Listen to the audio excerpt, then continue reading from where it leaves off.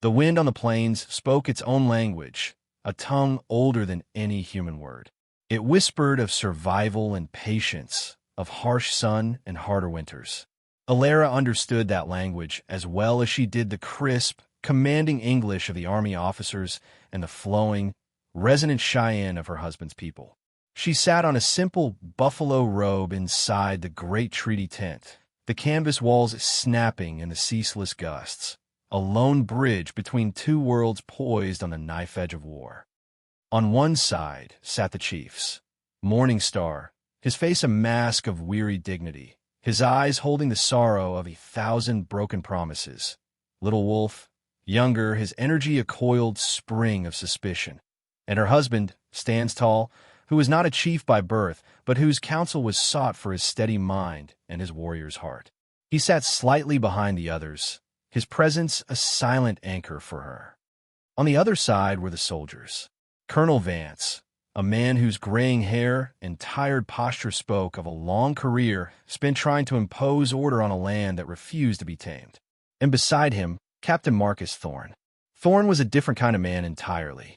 Where Vance seemed weathered, Thorne seemed forged, hammered into shape by fire and violence.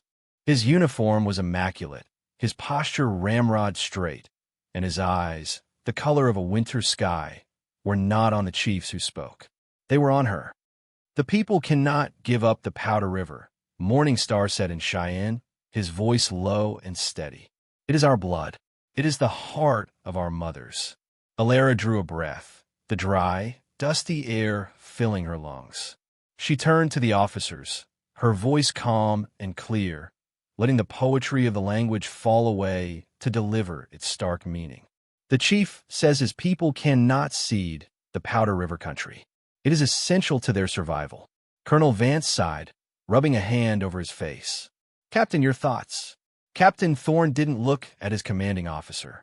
His gaze remained fixed on Alara, a strange, proprietary light in its depths.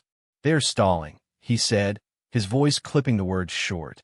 They hide behind this woman's pretty translations. She softens their threats, and she makes their demands sound reasonable. Stands tall shifted, a minute movement that only Alara could read. It was the tightening of a muscle before a strike. She kept her own expression neutral, a feat of control she had perfected over years of living between fires. I translate the words as they are spoken, Captain, she stated, her English as precise as his. Do you? Thorne's lips curled into a semblance of a smile.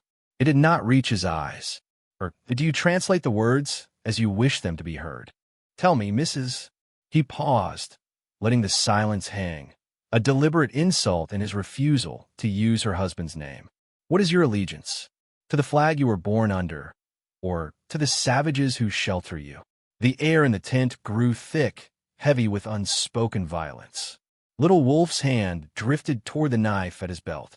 Colonel Vance shot Thorne a sharp, silencing look, but the damage was done. The fragile thread of trust, spun so carefully over days of talk, had been deliberately severed. Morning Star rose slowly, his regal bearing a powerful rebuke. We will speak again when the Long Knives learn to honor their own council tent, he said in Cheyenne, and without waiting for a translation, he turned and walked out.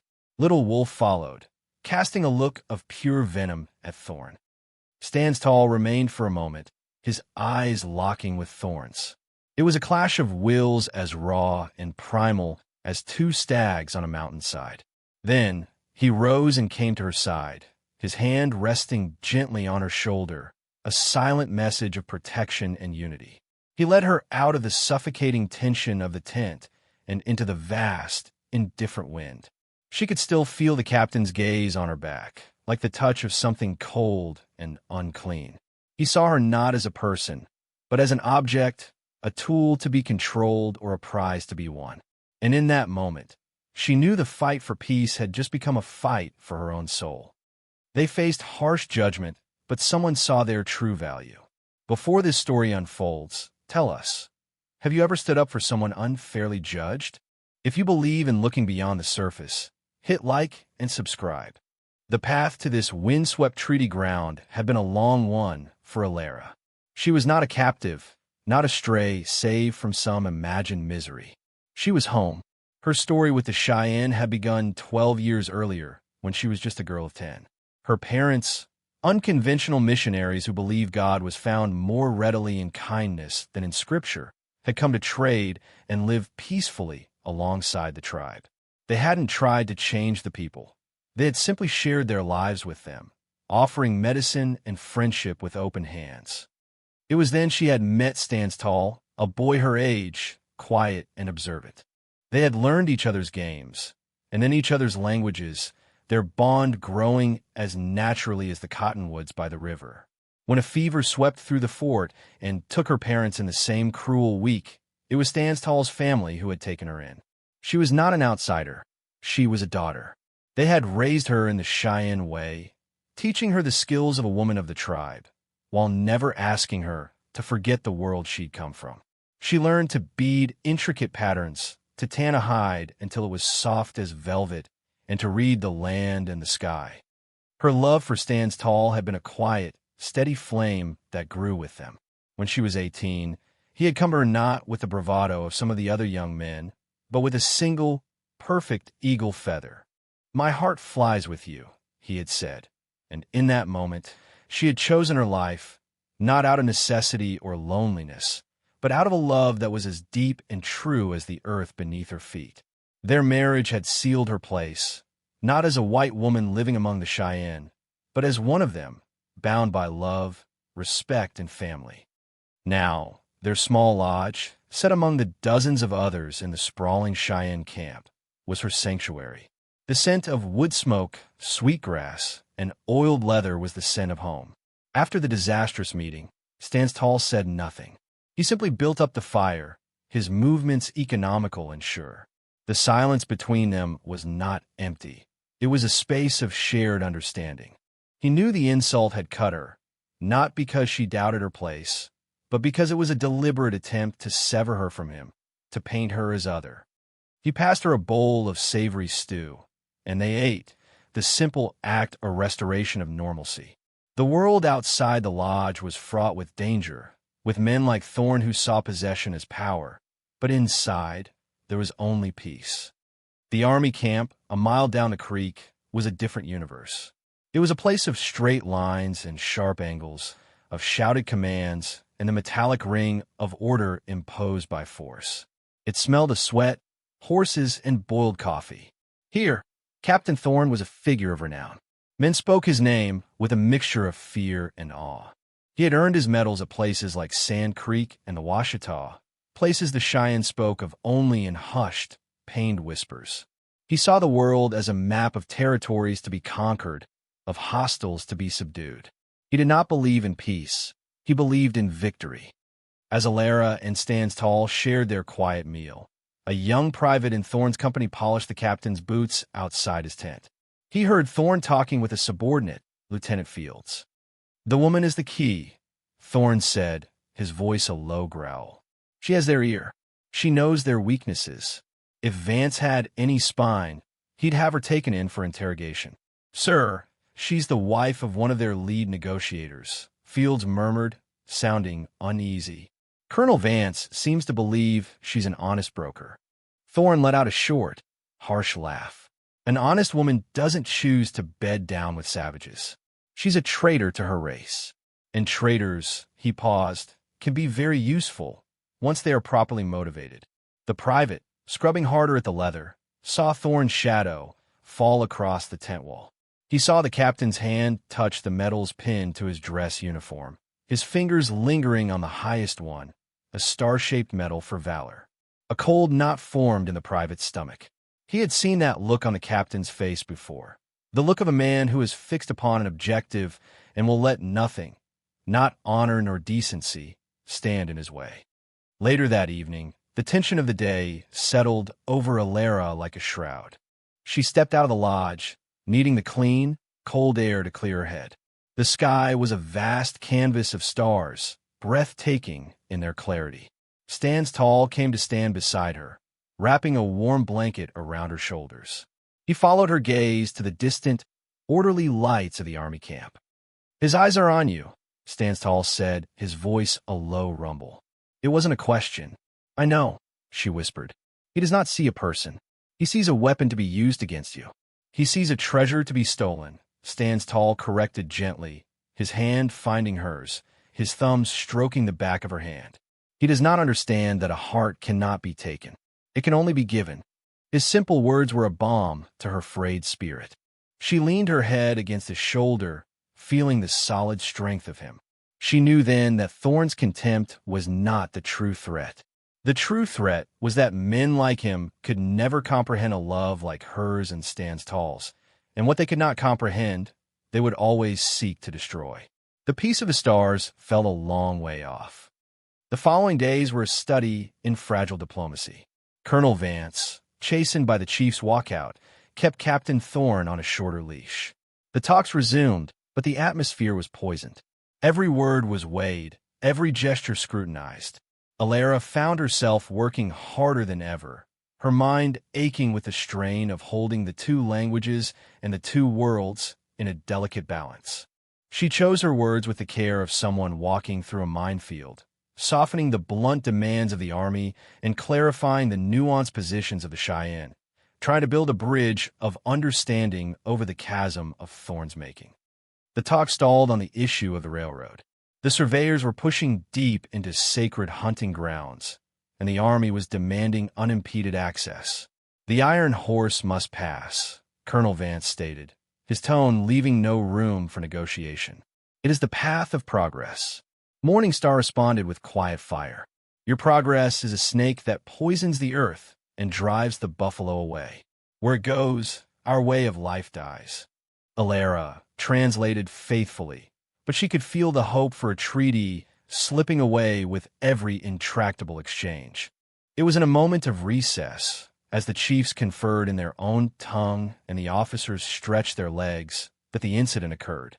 Captain Thorn, ignoring the icy glares from the Cheyenne warriors, strode directly toward the place where Stands Tall and Alara stood apart from the others.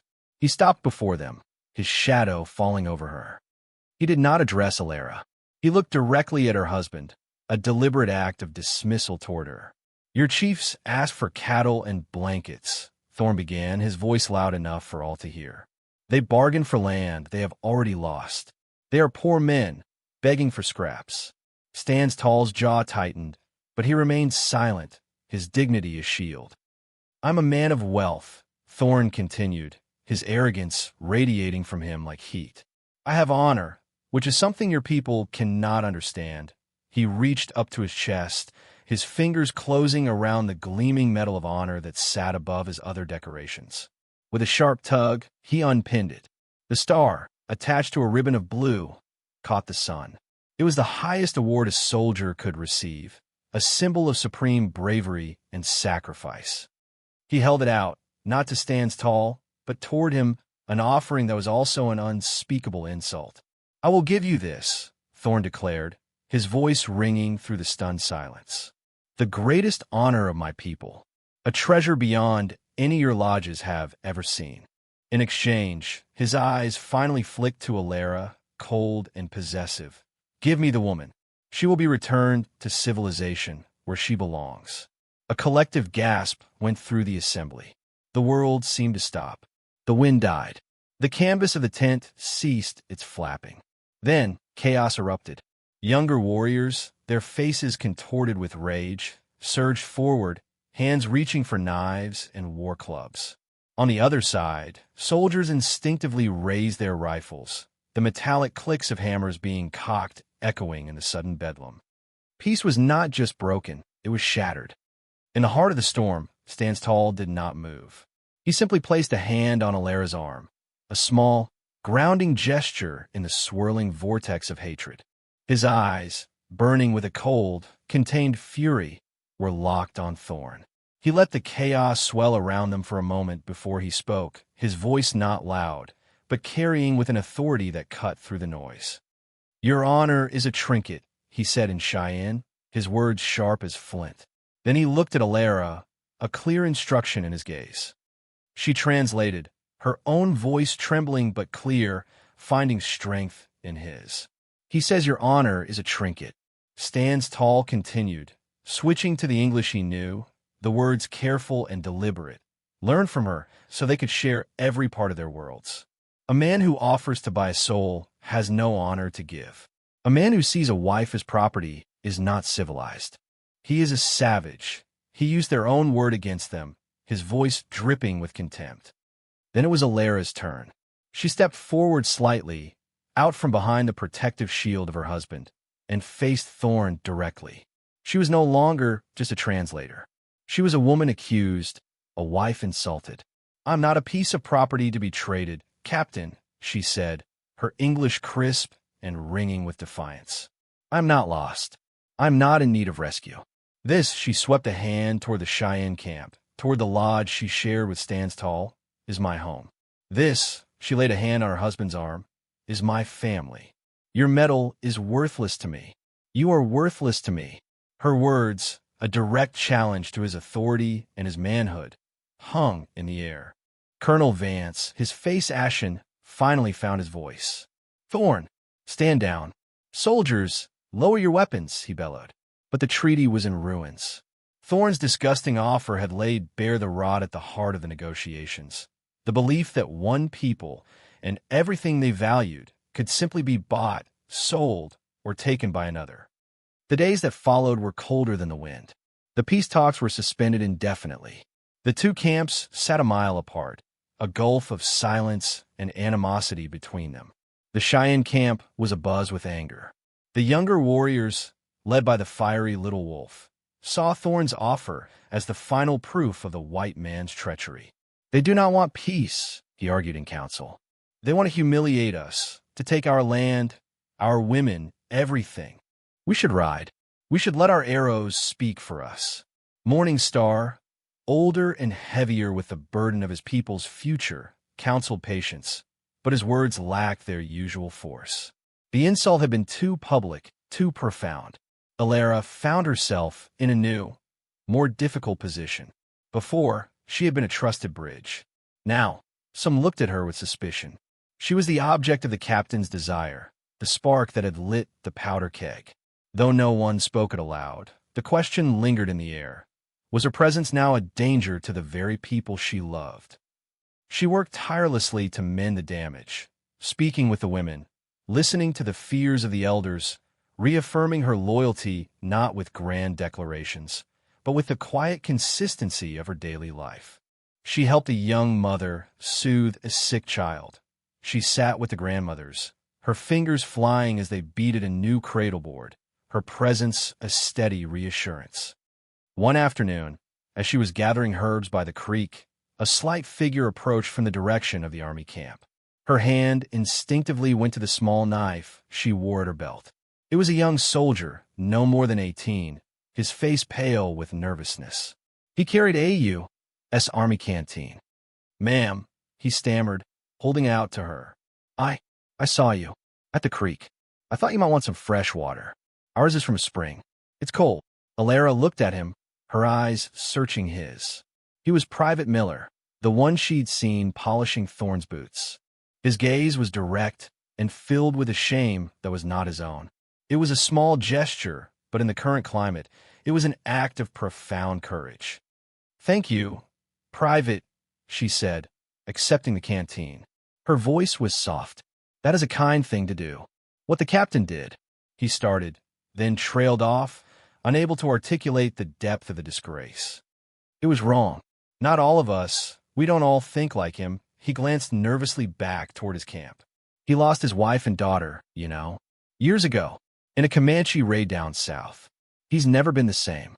He sees them everywhere." He shook his head. "It ain't an excuse, ma'am. Not for what he did. But it's the reason." He gave a clumsy half-salute and retreated, leaving Alara alone with the cold canteen and this new piece of information. It didn't absolve Thorn of his cruelty, but it painted it in a different, more tragic light. He was a man hollowed out by grief and filled back up with hatred. He wasn't just trying to possess her. He was trying to reclaim a ghost, to right a past wrong by committing a new one. This realization didn't lessen her fear, but it sharpened her understanding of the man who was her enemy. He was not just arrogant. He was broken, and a broken man was the most dangerous kind of all. With great effort from Alara and the steadying influence of Morningstar and Stands Tall, a tentative agreement was reached to restart the talks. It was a fragile victory. The air of hope was gone, replaced by a grim determination. They were going through the motions, but no one believed it would lead to a lasting peace. The night after the talks resumed, 2 soldiers were caught by Cheyenne sentries trying to sneak across the creek. They were disarmed without bloodshed and held. When questioned, they claimed Captain Thorne had sent them. For the white woman's welfare, one of them mumbled. He was worried for her safety. It was a blatant lie, a transparent provocation. Stands Tall and the other warriors brought the captive soldiers to the edge of the camp, where Colonel Vance and a patrol met them. The exchange was dangerously tense. "This is a violation of the truce," Stands Tall declared, his voice ringing with fury. "My men were lost," Vance countered weakly, though his angry glare at the 2 privates told another story. He knew exactly what had happened. Thorne was acting on his own, deliberately trying to incite a fight. The truce held, but by a single, fraying thread. Alara watched from a distance, her heart a cold stone in her chest. Thorne would not stop. His obsession was now a direct threat not just to the treaty, but to her husband's life. She knew Stands Tall's patience was finite. Another insult, another provocation, and he would be forced to answer as a warrior, and she would lose him. The stakes had become deeply, terrifyingly personal. The risk was no longer just about land or a treaty. It was about the man who was her entire world. A few days later, Colonel Vance, looking more haggard than ever, came to the Cheyenne camp under a white flag. He met with the chiefs, with Alara translating. "Captain Thorne has been spoken to," Vance said, the words tasting like ash in his mouth. "He is under my direct command. There will be no more unsanctioned actions." But as he spoke, Thorne himself rode up, reining his horse to a dramatic halt just outside the council circle. He hadn't been invited. He looked directly at Vance, his expression one of open defiance. "Colonel, I have intelligence that suggests our translator is a hostile agent. I am preparing a report for headquarters. I believe she is a hostage, being forced to cooperate, and I am acting in what I perceive to be the best interests of a United States citizen." He was creating a narrative, a justification for future aggression. He was painting her as a victim to an audience far away, an audience that would only hear his version of the story. Colonel Vance ordered him back to camp, but Thorne's words hung in the air, a poison that infected everything. He had turned her greatest strength, her unique position between 2 worlds, into a weapon against her. That evening, Alara felt a wave of despair wash over her. She sat by the creek, the same place the young private had found her, and felt the immense weight of it all. She was the fulcrum, and the pressure was threatening to shatter her. The hope for peace felt like a child's dream. Stands Tall found her there. He didn't speak, didn't offer empty platitudes or promises that everything would be all right. He simply sat beside her on the cool earth, his presence a silent testament of solidarity. He took her hand in his callous palm warm and strong around hers. After a long moment, he looked from her face to the darkening sky. "The storm does not ask the mountain to move," he said, his voice a quiet rumble. "It breaks itself against it." He squeezed her hand. "You are my heart. You are the mountain. We will face this storm as 1 inch." His simple faith in her, his perception of her as a source of strength rather than a point of weakness, was the anchor she needed. It didn't banish the fear, but it transformed it. Her resolve hardened. She would not be a passive victim in Thorne's twisted drama. She would not let him break the peace or her spirit. The next morning, a rider came from the army camp with an ultimatum.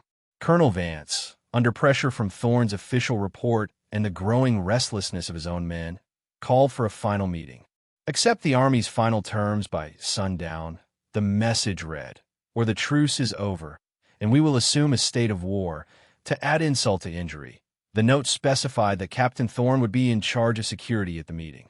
It was a clear signal that the forces of reason were losing.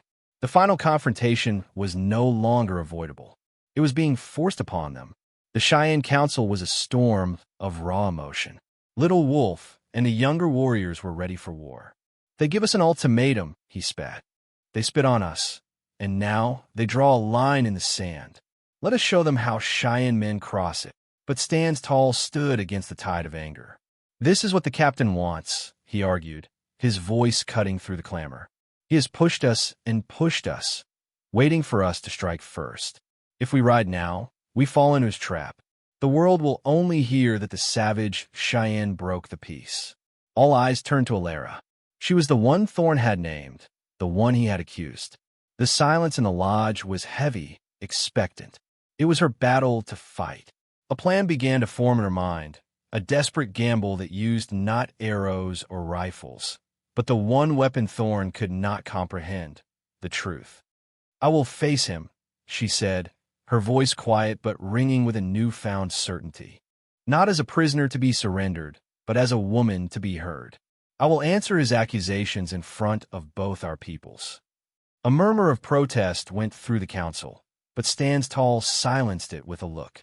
He trusted her. His gaze met hers, and in it, she saw all the strength she needed. I will walk with you, was all he said.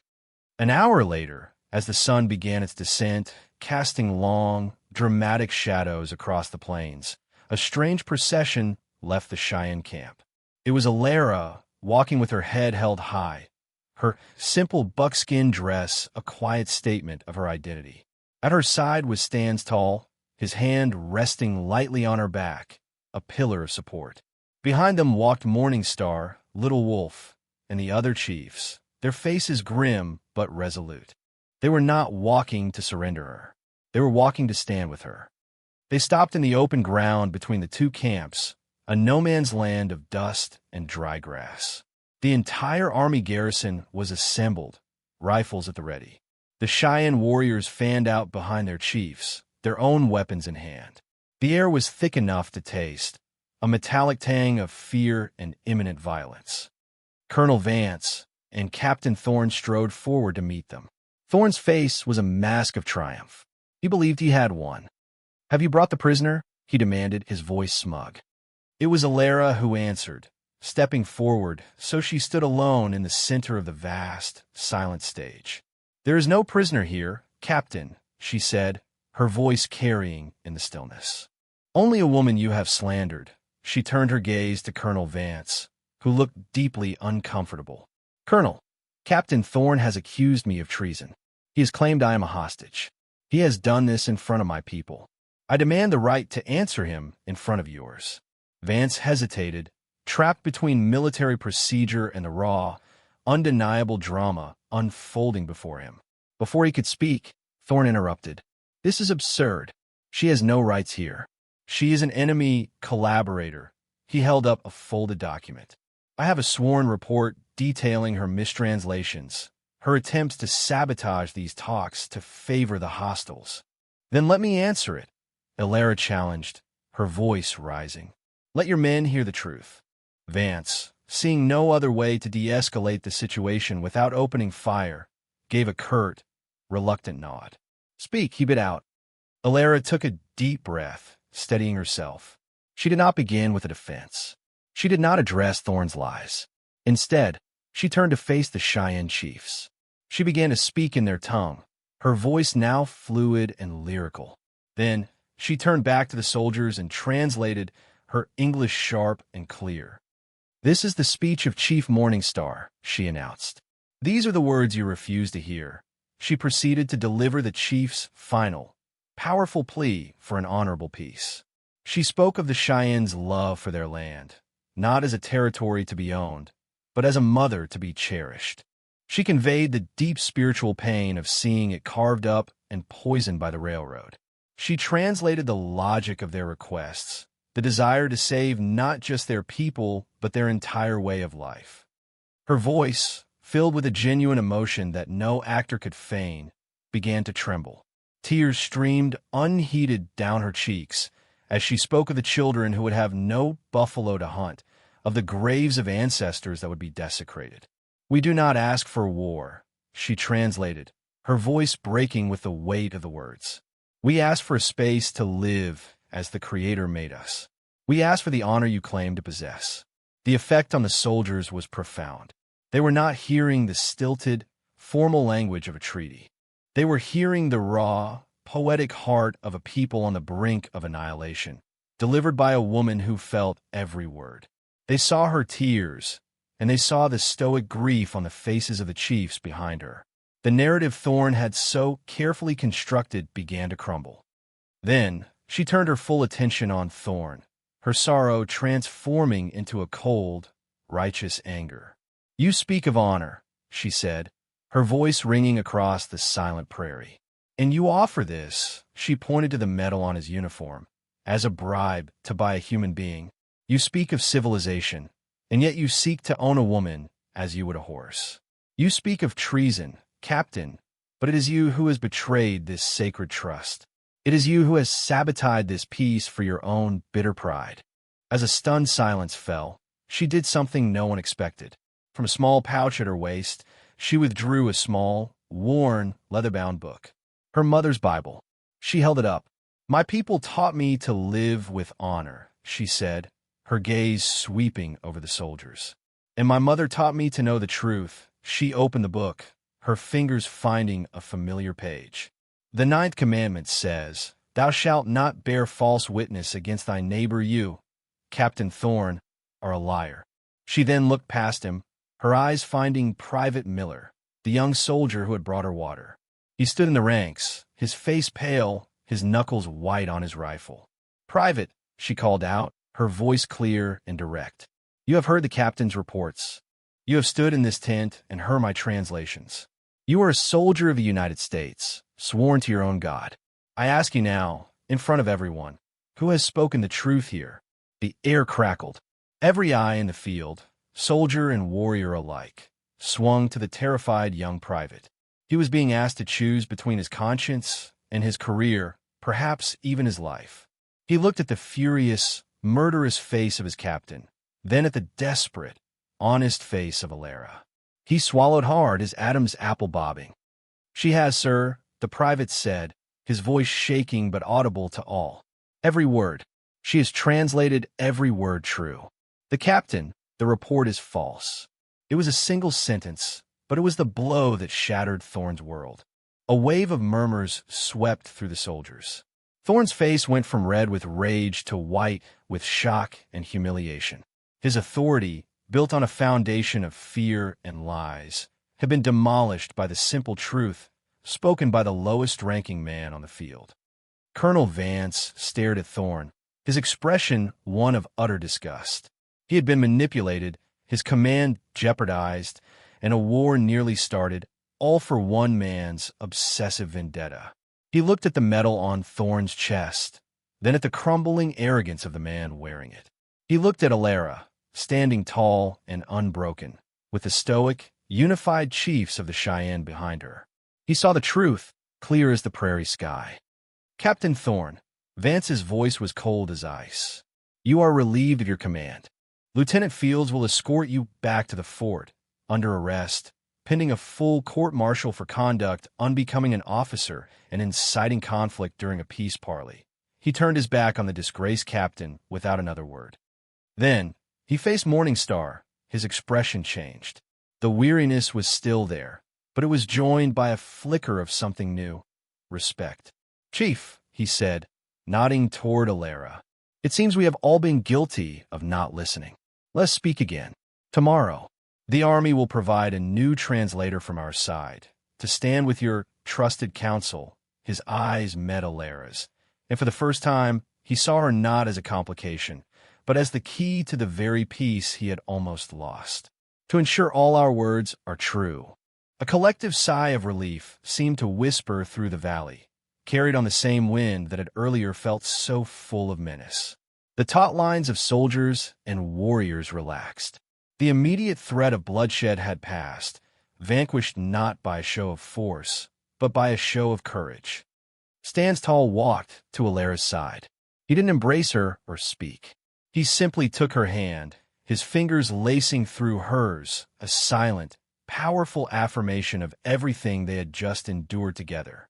In his eyes, she saw a universe of pride, of relief, of a love so profound it needed no words.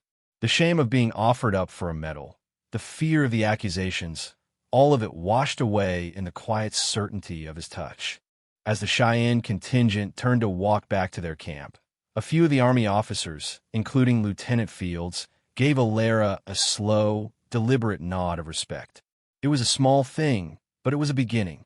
The path to a real treaty would still be fraught with difficulty and distrust, but the deliberate poison had been drawn out.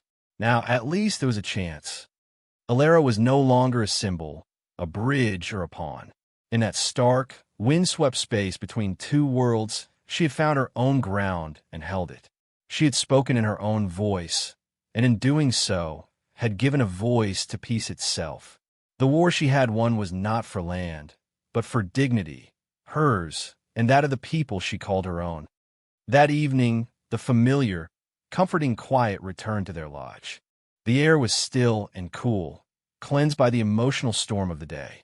Standoff sat by the low fire, carefully cleaning his rifle, the rhythmic metallic scrape of the cleaning rod a soothing, domestic sound. Alara sat opposite him, a basket of his mending in her lap, her needle weaving in and out of a small tear in his buckskin shirt. The simple, shared task was an anchor in a world that had tilted so violently off its axis. It was an act of restoration, of piecing their tranquil life back together. Standoff paused in his work, laying the rifle aside.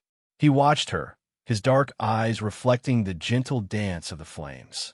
The firelight caught the gold threads in her hair and softened the tired lines around her eyes. She felt his gaze and looked up, a small, weary smile touching her lips. It was the first genuine smile she'd felt in days. In her eyes, he saw none of the fear or turmoil that had plagued them. He saw only the deep, quiet reservoir of strength that was the bedrock of their life, the quality he had seen in her when she was just a girl and had loved ever since. He reached out across the small space between them, his hand moving not to touch her face or her hair, but to gently cover her fingers as they held the needle and thread. His touch was not passionate or demanding. It was a gesture of profound communion, a silent acknowledgement of all they had passed through. The treaty was for the nations, for the maps, for the history books. This quiet moment, this shared breath in the warm safety of their home, this was the only peace that had ever truly mattered. The world outside could rage, but here, in the circle of firelight, his hand covering hers, they were whole. Thanks for watching. If you believe in compassion, overcoming prejudice, and finding love in unexpected places, give this story a like and subscribe for more. This story showed love and heroism where least expected. What was your favorite moment of connection